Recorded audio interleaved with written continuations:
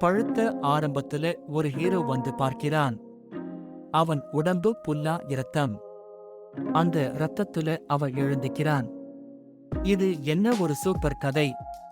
அந்த இரத்தத்துக்கு அப்புறம் குளிச்சு நல்லா செத்துப் போயிறான்.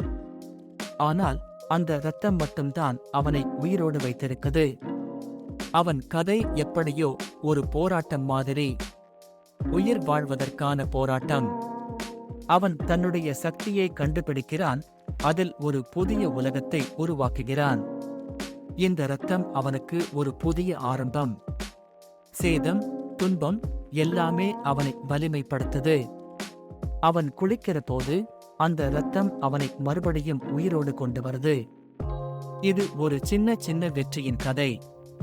வாழ்க்கை எப்போதும் சுலபமாய் இருக்கும் என்று நினைக்காதீங்க. அதில் உள்ள போராட்டமே நம்மை வலிமைப்படுத்தும்.